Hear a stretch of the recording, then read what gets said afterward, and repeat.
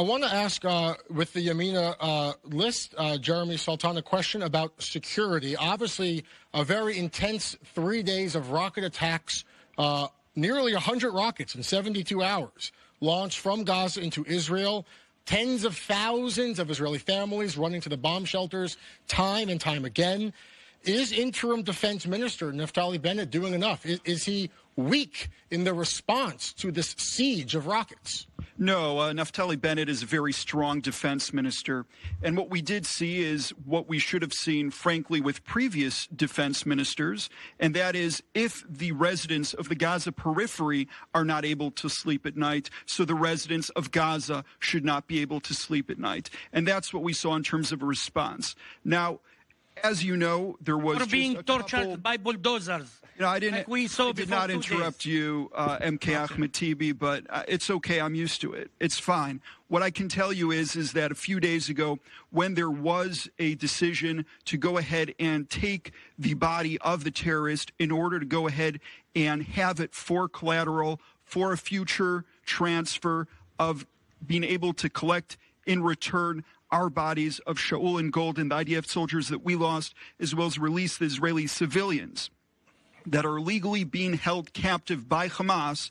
This is the type of things that was not done by previous defense ministers. There are many other examples in terms of going back to targeted killings, in terms of being able to see a lot of building within areas that previous defense ministers... Mr. Saltan, that scene that we saw play out in broad daylight with this bulldozer mutilating a corpse in its effort to pick it up on its front loader and remove it back into Israel, is that something that will work? Will it bring back the bodies, do you believe, of the IDF soldiers? I believe will it stop future terror attacks? I believe, first of all, even if those images might not be the best image to have on a television screen, I'd rather see that than put at risk the lives of our IDF soldiers. Now, is that something that's going to work? I think so. I think if we have bodies of Palestinian terrorists, we can release those in return to get back the bodies of our IDF soldiers. Right. I don't think we should be releasing prisoners in order to go ahead and do that. We saw the aftermath of what the Shalit deal brought us,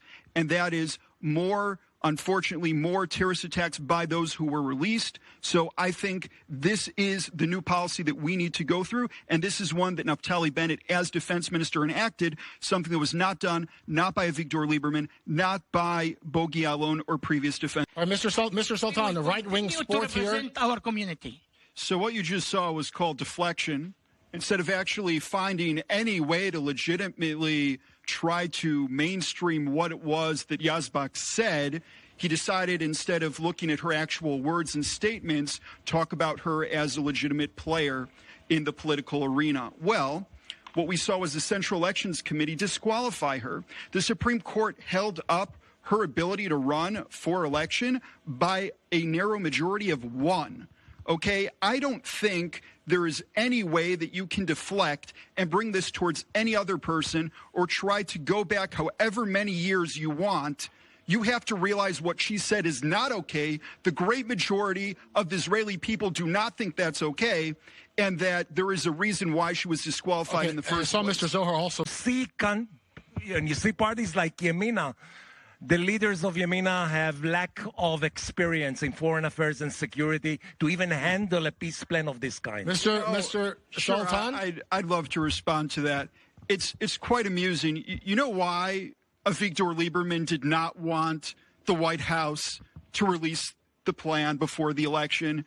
Because his entire... I'm asking a rhetorical question because I have the answer here.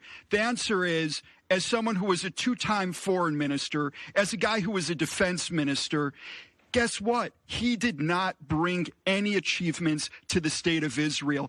And he ran his entire campaign on domestic issues. We're just talking about... I'm not representing Likud. Religion and state issues are what Avigdor Lieberman wants to talk about because his polls show that that's what his people care about. Believe it or not, we see what the Minister of Defense is doing in the last couple of weeks. Narrative. Able to perform anything. I did not interrupt you, sir. I'll tell you, he did not like the narrative of it moving over to diplomatic and foreign affairs. Someone who spent so many years in those ministries should be very happy for those to be the issues of the election.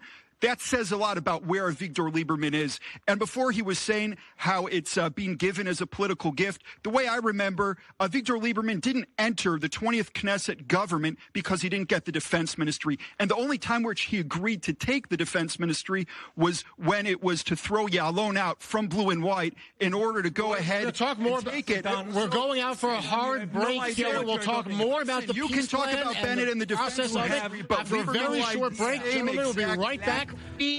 And the three musketeers of Trump, Friedman, Kushner, and that Greenblatt. They are working for the settlers. That's why you want Yamina to the right of the Likud. Hold on. That is for peace, hope, and everything. Tibi just accused Friedman, Kushner, and Greenblatt of being agents of the Yamina party. If you look at the plan and you look at what the position is of the Yamina party, I don't think that you'll see that those are the same exact thing. But what we are seeing here is Tibi putting his red lines of what Gantz needs to do in order to allow him to be prime minister. He will do. And it's pretty much blackmail what we see here on stage. That he's saying, this is what you have to do in order to buy me. And it's so funny because Tibi's talking about Netanyahu putting it in the plan. It was Lieberman who said that the triangle and Wadi Ara needs to be transferred to a future Palestinian state. But you're about to make him your opposing. You are opposing. Ahmad Tibi, you're going to make you're going to bring Lieberman back to the defense ministry. That's what you're going to do, Tibi. It's very obvious that if in the next week, maybe you're not for sale, Tibi is. No, it's not nice. Don't say it. I'm on the same stage as you. Hang on, Mr. Saltan, you're talking about the Yamina's position on the plan, which does support an eventual Palestinian state. The peace plan does lay out the pathway to Palestinian statehood. That's a direct quote from Netanyahu. How do you support Netanyahu? So again, I was just shocked by Tibi's allegation that Naftali Bennett was the one who is the architect behind the Trump plan. No, I didn't say so. No, Mr. Tibi, they were agents of Yamina. Trying to... Listen, Mr. Listen, Naftali Bennett is the architect of nothing. That's fine. Mr. Tibi, the plan does allow for certain question. I'd be happy to answer the question. Said Benjamin Netanyahu, and even though I said that they're agents of he said specifically that Greenblatt, Friedman, and Kushner are agents of the Yamina party. That was his quote. It's taped. But it doesn't matter. Answer the question.